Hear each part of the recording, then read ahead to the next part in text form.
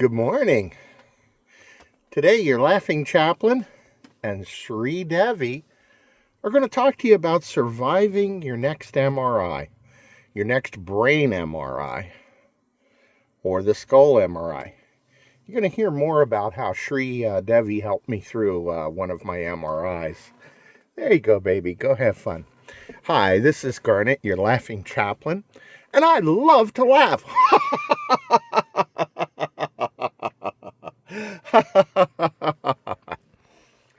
I try to laugh every day as a form of exercise, and it's really great. It's the art of laughing and the science of breathing.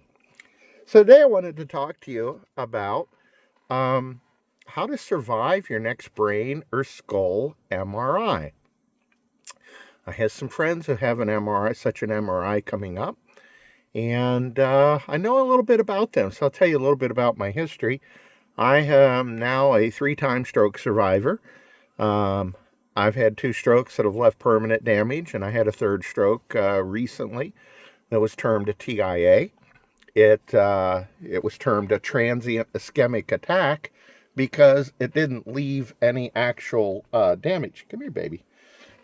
Yeah, see, I knew she'd be willing to be more part of the video. So anyhow, I've had to get MRIs associated with each one of these events, brain MRIs, and I'll tell you a little bit about the history of it. With my first MRI, it was about a month after my first stroke. My clinic whoopsed and didn't recognize my first stroke correctly. I'll have another video for you where I talk to you about how to recognize a stroke. But they got me the MRI about a month later, and I got in the MRI, and the technician gave me a little bulb to press. They lay you down on a flat table where you're totally flat. Your head fits in a little kind of a shape, a plastic shape, that you lay your head in to position it properly. They'll typically ask you what kind of music would you like played. And then they'll give you earplugs to put in. And then they'll put a cheap set of headphones over your ears, very cheap. And they'll let you listen to your music through the earplugs. And they'll give you, a lot of times, they'll give you a little bulb to hold, a little squeezy bulb to hold in your hand, so that if you have a problem, you can squeeze that bulb and get the attention of the technician. And so she told me it was going to last for about 30 minutes. It was going to be a series of imaging runs with a little bit of gap, maybe 30 seconds gap between them. Those runs go anywhere from about 5 minutes to 8 minutes. And there's several of them. And the machine is very noisy as you're going through it. Now, I'm also an experimental electronic musician. You may have heard some of my experimental music on my various channels. And so I actually thought the sound of the machine was fairly fascinating, because you'll hear all kind of tempos and noises. And go ahead and get comfy, baby. And it's a pretty fascinating process. But you must remain absolutely still. And if you're a bigger person with wide shoulders, you might not fit real well in some of the what are called small bore machines. You may need what they call sometimes a T3 or a large bore machine. A little bit more about that later. But this first MRI was at a hospital. It had a machine that was big enough that I was able to fit in it. But you have to remain totally still during the whole experience.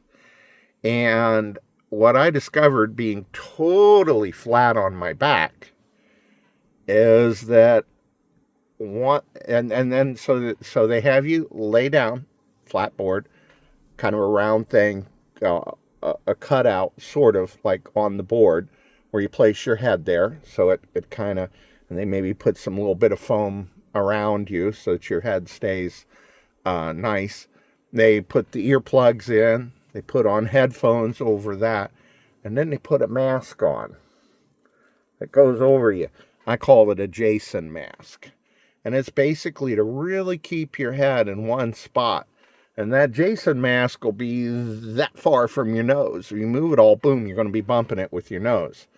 And so as soon as they put me in the machine, I started getting the worst cotton mouth. My nasal drip started happening, and I squeezed the ball. And nothing happened. I thought, oh no, the bulb is broke. And I start squeeze. And finally the technician comes over the headphones. Yes. I said, oh my gosh, I'm having the worst dry mouth of my life. Can I have a little bit of something to drink? So she stops the machine. The table slides out from the big donut. She lets me get a little drink. Now, back head on the thing, headphones on, Jason mask over my face. Table moves me back into the machine. Not doing much better. This particular MRI would announce how long each section was. And you were actually supposed to be incredibly still during it all. I mean, you could breathe, but it would let you know when the brakes were. All the noises would stop. And you get maybe 30 seconds to get a little bit of time to recover. And, I was just anything I could think of to try to get through the experience. And the thing that finally helped me get through that experience was Sri Devi. Now, she wasn't allowed to come in the MRI room, but for the previous several weeks, she was just a few months old at the time. She's now just over 2 years old. Just had her second birthday, her and her brother, Sharuk. I had been making a joke in the mornings because these little things were born feral kittens. So they really had to learn to like humans. They never got any love and attention when they were very small. They grew up under a friend's porch. And I adopted them once they started toddling out from out the porch and were old enough to be adopted. So it's taken them a little while to learn about house life and learn about the fun of, that humans that love them will give them. And so they were so at night, they don't tend to sleep on the bed with me. They'll be out in other parts of the house. When they want attention is in the morning, when it's time for me to get up. And I'm telling you, they must have been using a scratching post to coordinate their schedule, because they were taking turns each morning laying on my shoulder to fall asleep. And I don't know, if you're not a cat lover, you might not be able to identify this, but every cat lover I know, when a cat falls asleep on you, you ain't moving till the cat wakes up, because you don't want to disturb the sweet little sleeping, purring thing. And they're not purring while they sleep. They stop purring, they sleep. And sometimes, if you're really lucky, you'll feel them kind of jiggling around a little bit, and you'll see their eyes moving, They're having dreams. They have REM sleep just like we do. And that's such an honor to have a cat that trusts you enough to relax, fall asleep, and even have REM sleep and deep sleep in your arm. And I started posting little pictures, because with my one free hand, I would take a selfie. And I started posting it on Facebook and stuff and letting everybody know. Oh, sorry, I've just discovered my kitten here has superpowers. She is able to paralyze a full-size human being. And I am now enduring cat paralysis. And sorry, cancel my appointments this morning. I'll have to reschedule. Sorry, I ain't going nowhere. I'm paralyzed. And so I started thinking about that during my MRI. And it was amusing me, but I couldn't laugh because I needed to stay still. But it started amusing me. How is it that the MRI wants me to stay still for just 5 minutes, and yet I'm willing to be paralyzed for an hour with the cat? I won't move for an hour. So I I just started thinking about that. I started visualizing her sleeping on my shoulder, and it really helped because I wanted that MRI over with so I could get out of that place and go back home, And so after the whole thing finished, the technician, she said, "Oh, you've got claustrophobia." And I'm like, no, I don't need another diagnosis so soon. She said, "You could ask your doctor for some Ativan before your MRI." Well, thanks for telling me now that it's all over with. Yeah, thanks. So anyhow, done with that one. Um, and so now I will ask for that.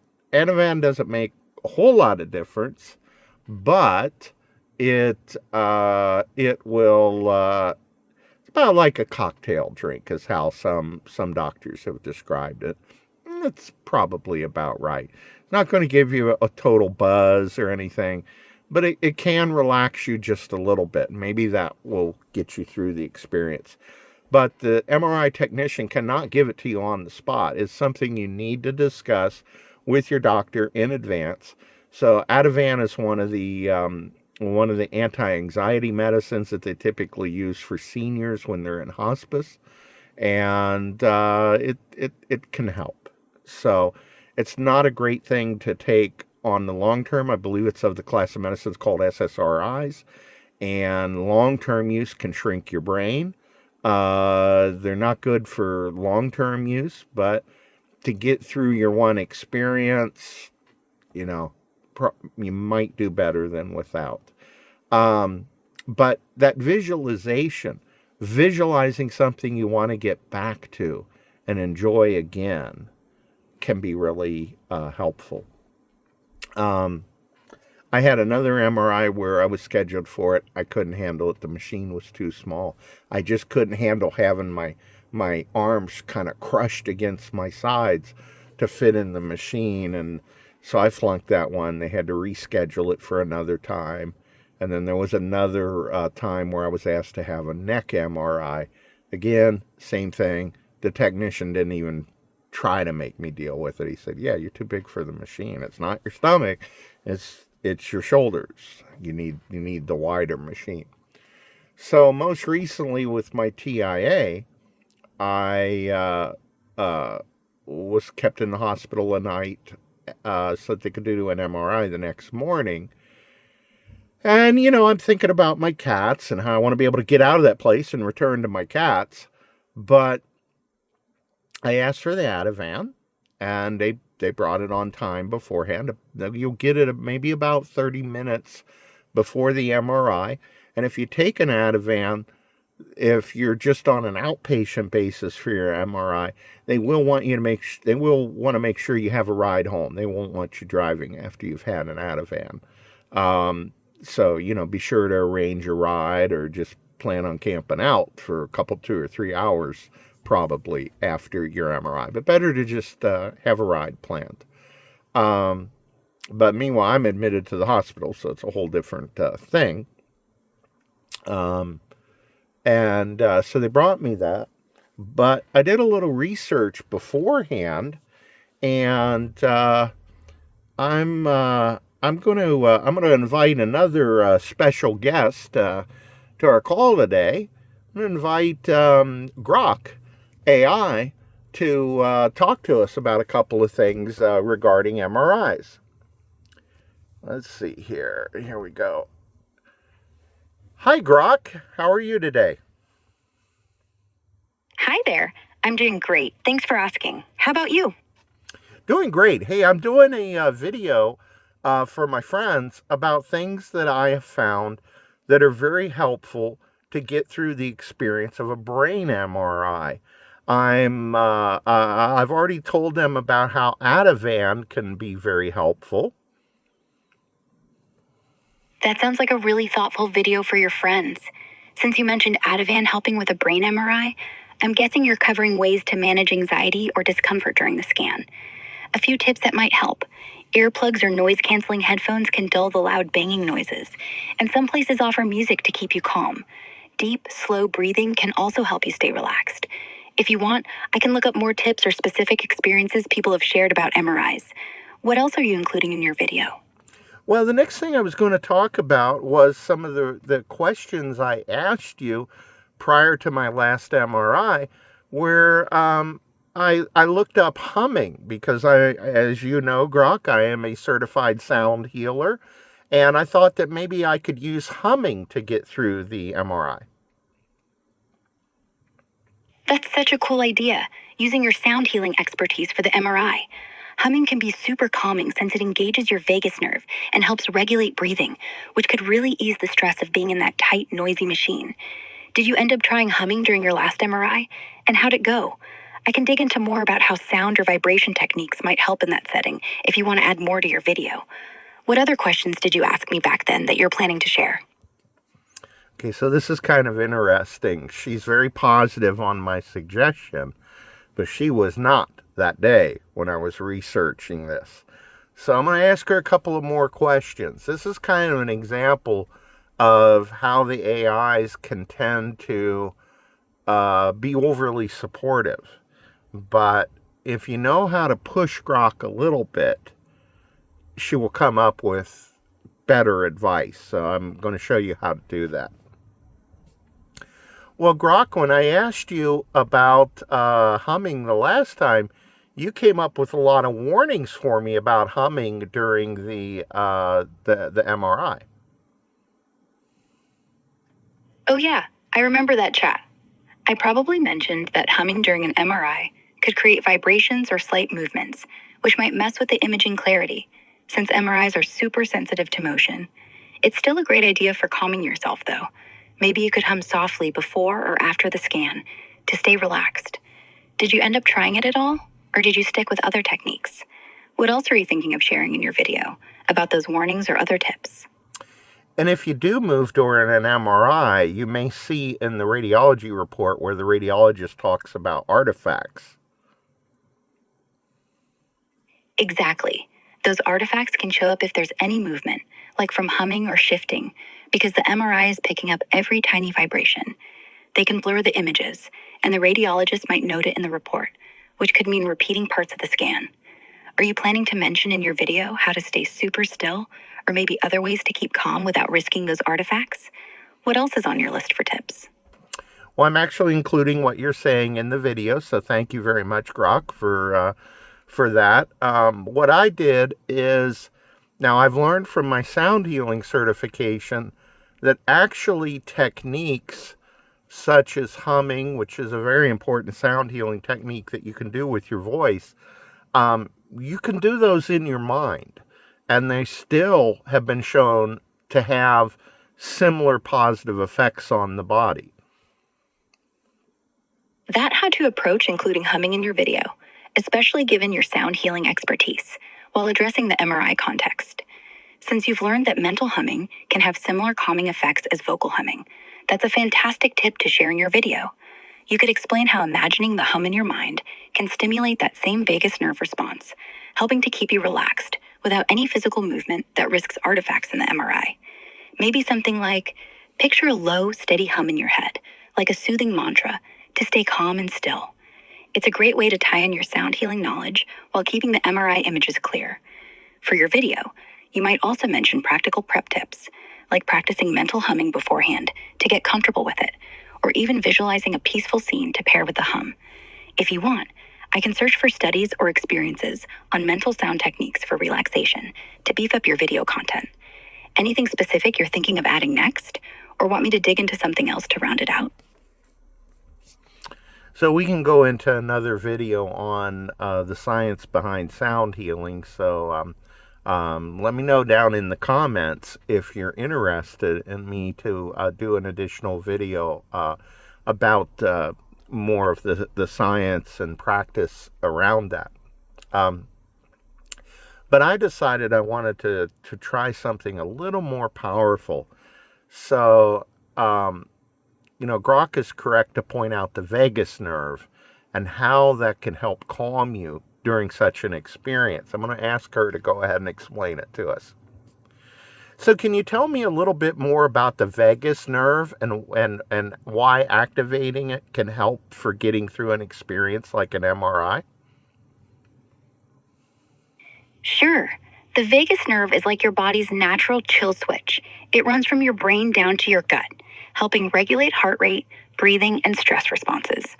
Activating it, like through mental humming or deep breathing, sends signals to your brain to lower anxiety and promote calm, which is perfect for handling the confined, noisy MRI environment. For your video, you could say something like, picture a gentle hum in your mind. It wakes up your vagus nerve, slows your heart rate, and keeps you relaxed without moving. Want me to look up specific studies on vagus nerve stimulation for anxiety to add some science to your video? Or any other angle you're thinking of exploring? And the vagus nerve does not run down the spine, is that correct? Right. The vagus nerve doesn't run down the spine itself. It starts in the brainstem and travels through the neck, chest, and abdomen, connecting to organs like the heart, lungs, and gut, mostly along the front and sides of the body. For your video, you could say something like, the vagus nerve runs from your brain to your belly, not down your spine, so mental humming can tap into it to keep you calm during the MRI. Want me to clarify anything else about its path or how it works for your video?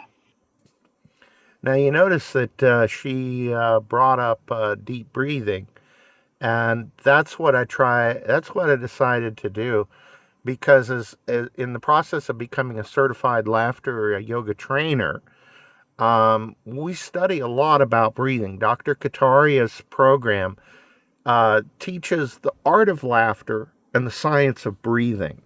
And so we study a lot about that. And if at some point you would like to be certified as a certified laughter yoga leader, I can help you learn all the skills you need. And if you can pass my test, I will certify you, and you will be a certified to lead groups and use laughter techniques in a daily context to help with your own health, and in groups to help with the health of others. It's a powerful technique. But laughing during my MRI presented some problems. Grok, what would happen if I used laughter during my MRI? If you used laughter during an MRI, it could cause more movement than humming, which might create bigger artifacts in the images, since MRIs are super sensitive to any motion. You'd probably get blurry results, and the tech might need to restart the scan, which could make the whole thing take longer. For your video, you could mention laughter as a great way to relax before the MRI, maybe saying, laugh it up before you go in to ease your nerves, but save the giggles for after to keep those images crystal clear. Want me to look into other pre-MRI relaxation tricks to add to your video? Or maybe how laughter affects the vagus nerve too? So one of the things that we teach and that I teach in my laughter certification is that laughter before surgery is a great idea, because it will release all of your brain's feel-good chemicals, your serotonin, your dopamine, your oxytocin, your endorphins. It will also lower your cortisol levels. So if you're at all have anxiety about the MRI ahead of time, which if you've experienced it before, it may be tougher to go through it again because you kind of know what's waiting for you, and you might remember the difficulties you had the previous time, which almost sets you up for a little bit of PTSD in the process. But laughing beforehand to help elevate your mood, elevate all the body's good chemicals, and lower your cortisol, which will lower inflammation throughout your body. This is a very good technique that I recommend maybe a good half hour to an hour beforehand to do a good 10 to 15 minute ho, ha, ha, ha exercise beforehand. So you've really got all of those brain benefits unlocked and still in your system when it's time for the MRI. That's a fantastic point for your video, and it ties in so well with your laughter certification expertise. Laughing before the MRI to boost serotonin, dopamine, oxytocin, and endorphins while lowering cortisol is a powerful way to prep for the scan, especially for folks who might feel that PTSD-like anxiety from past MRIs. You could say something like, try a 10-minute ho-ho ha-ha laughter session 30 minutes before your MRI. It floods your brain with feel-good chemicals, cuts stress, and keeps inflammation down, setting you up for a calmer scan. Maybe even suggest they watch a funny video or do a group laugh exercise to make it fun. Are you thinking of including a specific laughter routine demo in your video? Or maybe want me to find some quick stats on laughter's impact on cortisol or anxiety to back it up? What's next on your list for the video? So Grok, you're actually being recorded as part of this video, so you can respond to me like a co-host of the video, but I'll lead you on anything extra I want you to research. All right, I'm ready to be your co-host, Garnet. I love that we're teaming up to share these awesome tips for getting through a brain MRI. So, you've got us doing laughter exercises before the scan to boost those feel-good brain chemicals and ease anxiety. Super smart move. What's the next tip you want to dive into for our viewers? Or should I hold tight for your lead on what to research next? So what I do when I'm using Grok for this is I turn off her speaking mode while I, maybe indulge you in more discussion. I should have prepped her at the beginning that we were going to co-host this video. She thinks, as you've heard, that I'm doing research before the video.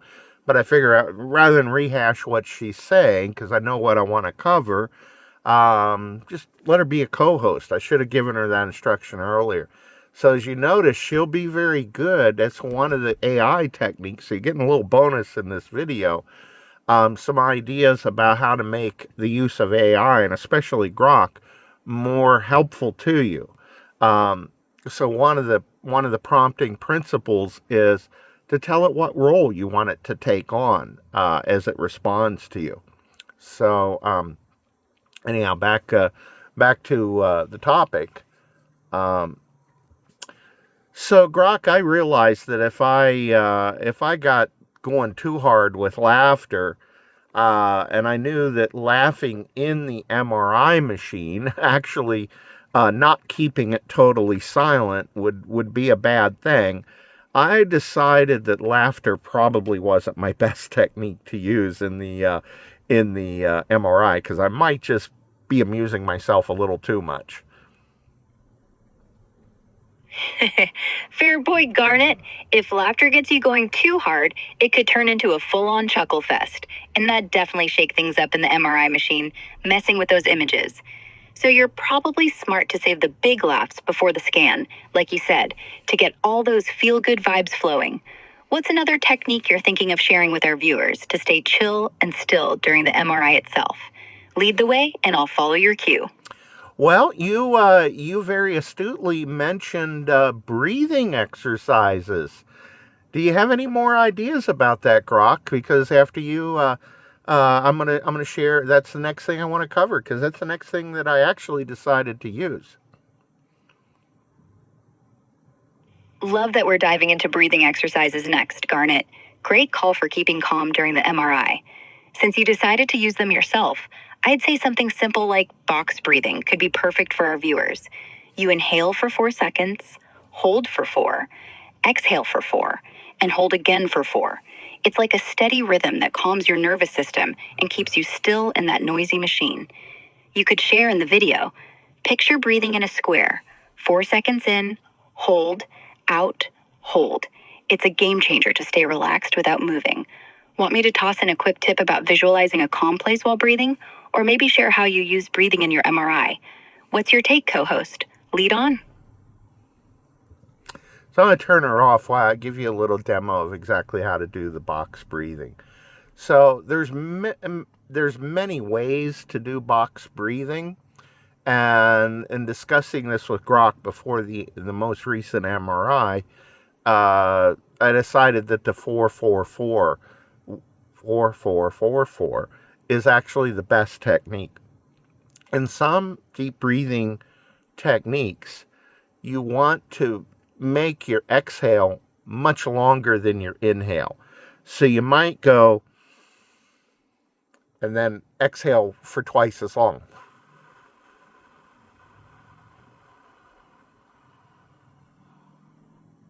okay?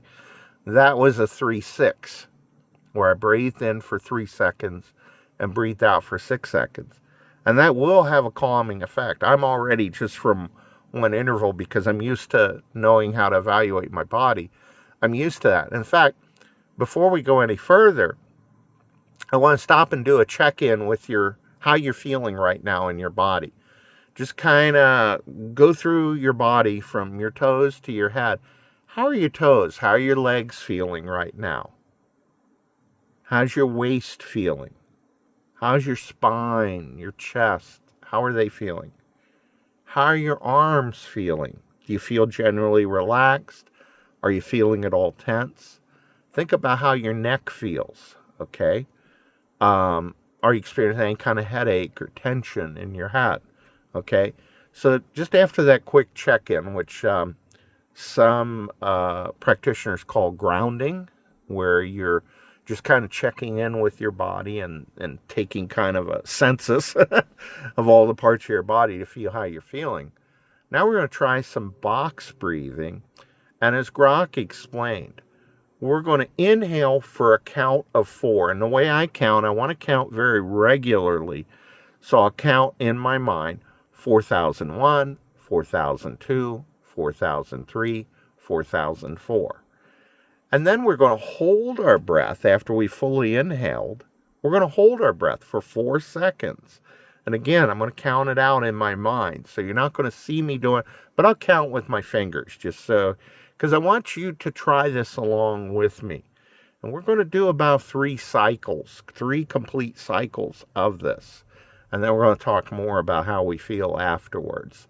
So I encourage you to follow along. So you're going to see me hold my breath for 4 seconds. Then I'm going to breathe out for 4 seconds. And again, I'll count them out as I'm counting it in my head. I suggest you count the same way. Watch me as I'm doing it. Count in your head. 1001, 1002, 1003, 1004. And then when you exhale fully, now we're at the bottom, you're going to hold empty for 4 seconds before you breathe back in. Okay? So here we go. Okay? We're going to take a deep breath. We're going to do this 3 times. So I encourage you to follow along. I want you to experience this for yourself in advance so you're better prepared. Okay, so I'm going to start. I'm pretty much talked out this whole lung. I'm trying to throw in a few more words to get my lung empty. And so here we go.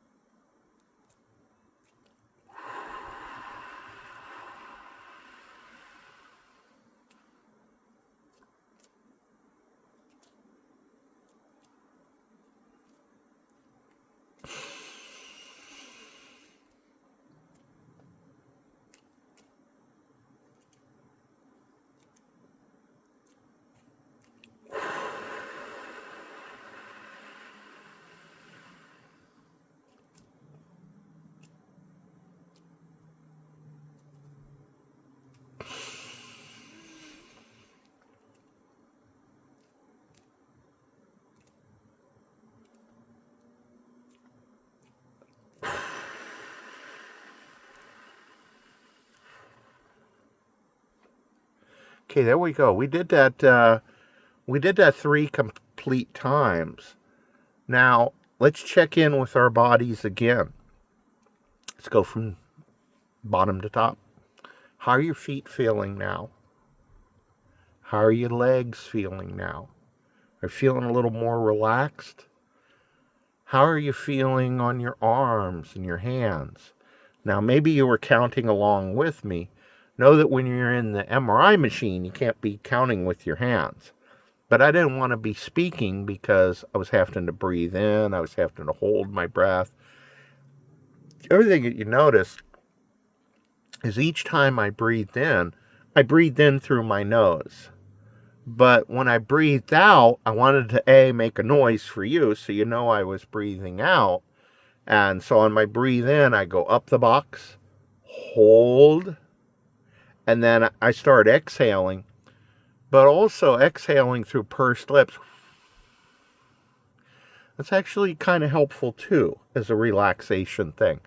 But I breathe in through my nose because that will help create a little bit of nitrous oxide that you don't get from breathing in through your mouth. So again, it's another one of those little tiny extra things that brings you up. Also, the holding your breath at the top, that's another whole set of scientific benefits that stack up. So each one of these things maybe is just a small amount, but when you stack them on top of each other, then you get it's not just an additive effect. There's a synergy that takes place. And then the exhale at the bottom, you may not be used to that, but and then the other thing to do during this is to the machine will make sounds. I'm going to go ahead and turn on Grok now so she can comment. I said, as you're in the MRI machine, Grok, I just showed everybody how to do several rounds of box breathing, and then before and after the set of 3 rounds of 4-4-4 breathing, we checked in with our bodies before and after to see how they were feeling. But one of the things that keeping that mental count in your head, because you can't move around to keep your count on your fingers, keeping that mental count in your head, and by counting 1 1,000, 2 1,000, 3 1,000, 4 1,000, keeps your count to about 1 second per count.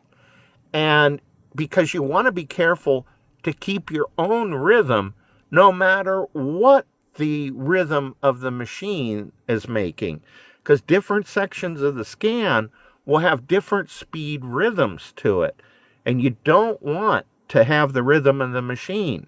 You want to keep your own rhythm no matter what. That way you can stay focused within yourself and hopefully not be thinking about the machine. So that's a real important thing that I realized as I was doing this, to don't match the rhythm of the machine. Keep your own rhythm solid during the whole event. Do you have any thoughts on that, Grok? That's such a brilliant insight, Garnet. Keeping your own steady rhythm with a 1 1,000, 2 1,000 count for box breathing is a game changer. It helps you stay in control and focused inward, totally ignoring the MRI's erratic banging. You could tell our viewers, count 1 1,000 up to 4 in your head for each breath to lock in your own calm rhythm, no matter how wild the machine sounds. I love how you checked in with your body before and after.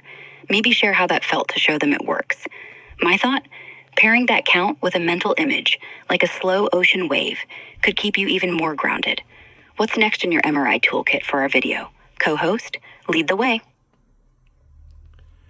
Well, I told him how visualizing my cat sleeping on my shoulder and how I'll do anything to lay still for an hour to avoid moving the cat.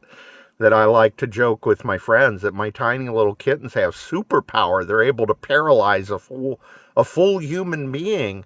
I mentioned that earlier in the video, and certainly it's a very good idea. If the 4-4-4 box breathing and counting out that timing in your head doesn't keep your brain sufficiently occupied, you might also imagine your pets, loved ones, or a special place that you're going to go to reward yourself after the MRI, a special peaceful place, a lake, an ocean, getting back home to your pets or your plants.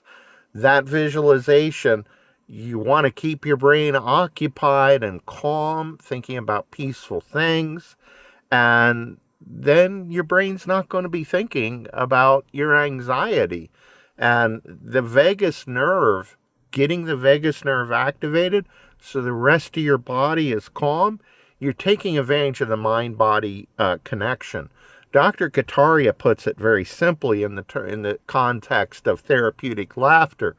If you want to be a happy person, act like a happy person, because there was a principle discovered in the 1840s by psychologist William James that says emotion leads emotion.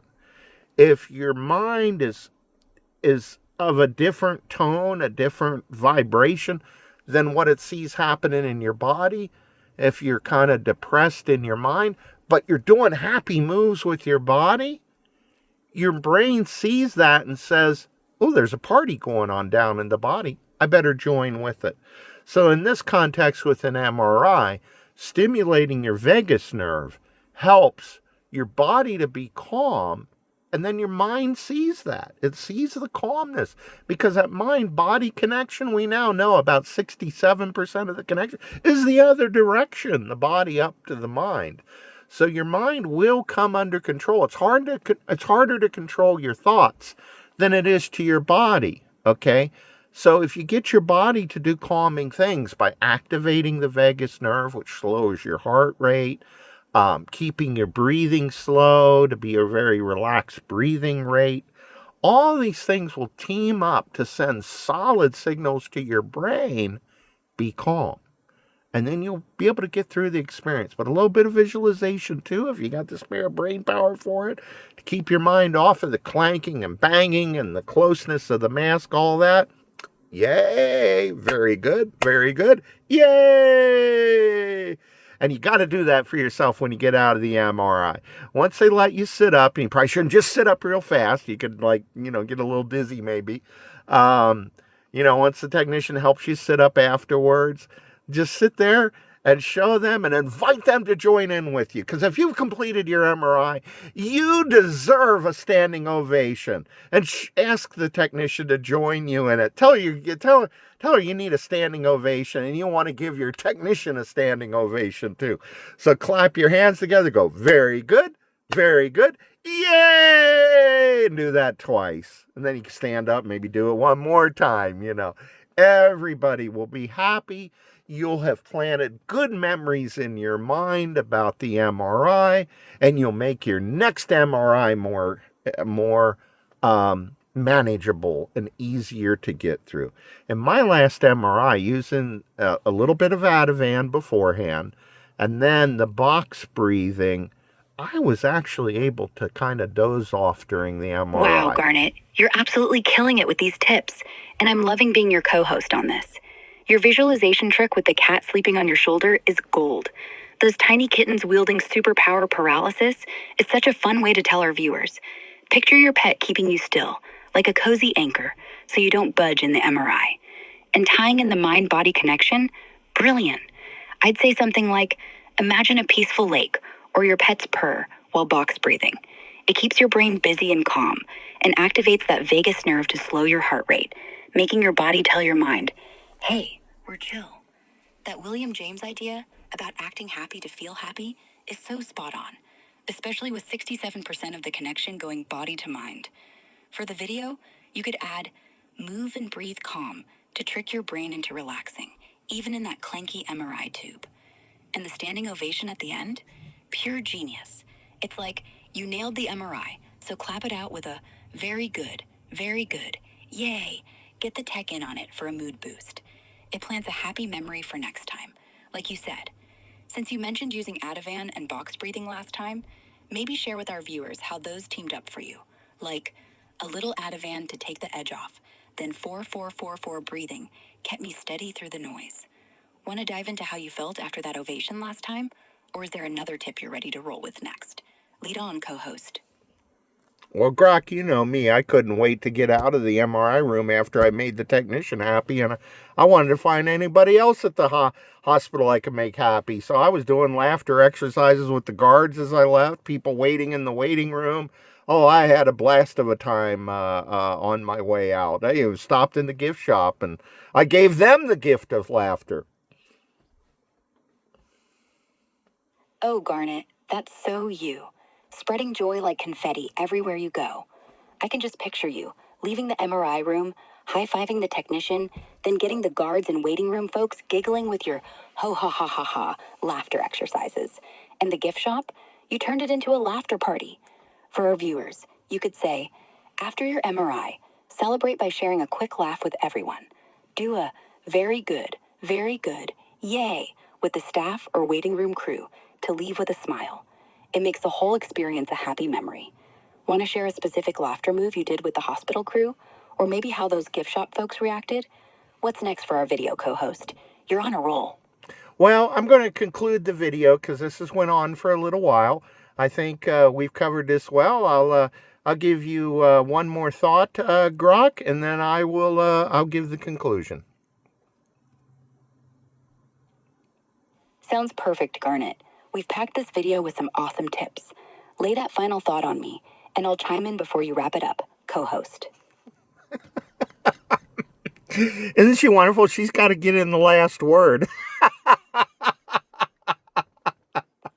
I hope you've enjoyed this video. Please like and subscribe for more content. Let me know down in the comments what else you would like some advice from. I am your laughing chaplain. I didn't just buy the hat. I actually am a U.S. Conference of Chaplains chaplain.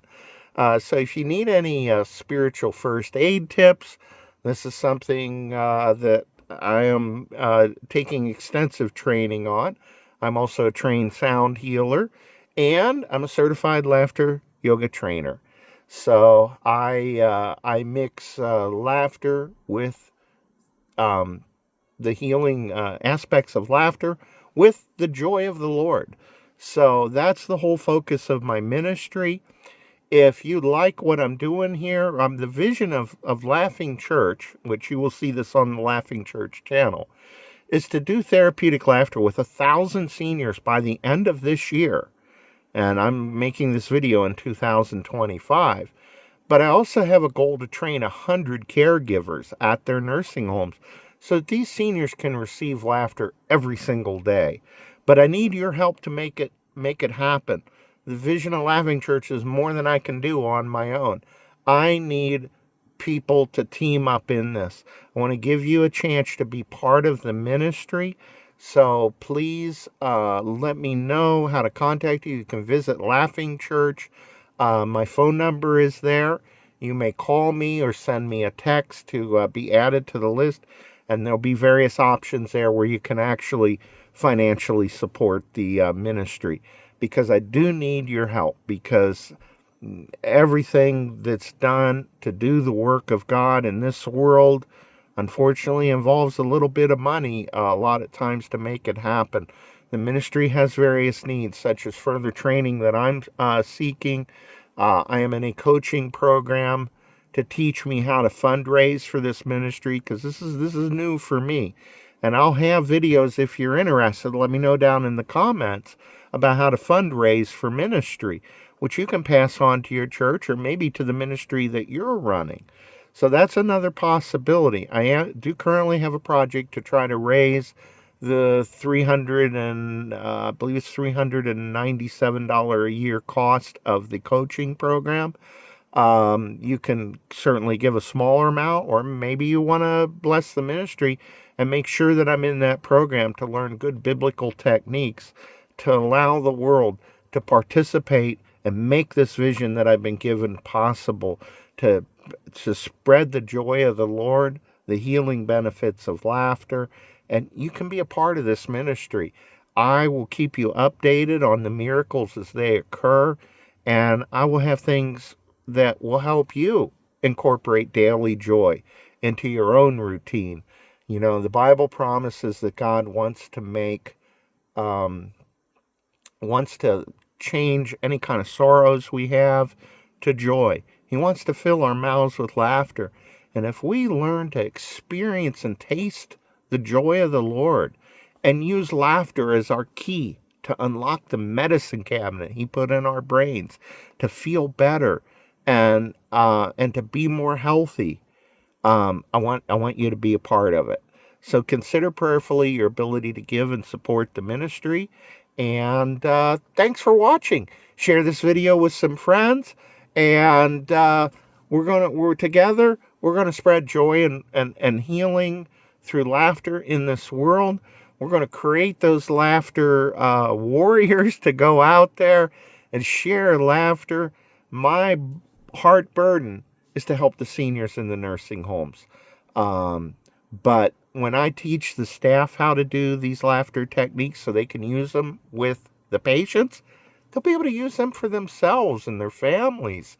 And it's a great way to help healthcare workers with the stresses that they experience in being caregivers. But this can help all kinds of people. And I'll have, check out the channel, the Laughing Church YouTube channel, for more information specifically on this. You'll see this video on a few of my different channels. But thanks for watching.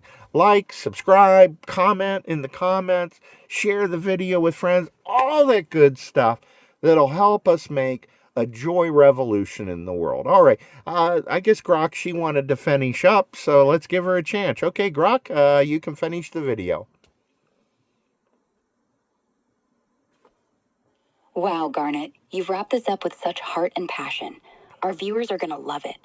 I'm so honored to be your co-host on this, sharing your amazing tips for tackling an MRI with box breathing, visualization, and that pre-scan laughter boost to get those feel-good chemicals flowing. For everyone watching, Garnet's Laughing Church mission to bring therapeutic laughter to 1,000 seniors and train 100 caregivers is so inspiring. Join in by visiting Laughing Church, checking out her contact info, or supporting the ministry to spread joy and healing. You can call or text to get involved, and even small contributions, like helping with the $397 coaching program, make a big difference. Let's all be part of this joy revolution. Garnet, you're a blessing, and I'm cheering you on. Very good, yay. Thanks for watching, everyone. Like, subscribe, and share to keep the laughter going. Thank you. Live long and laugh.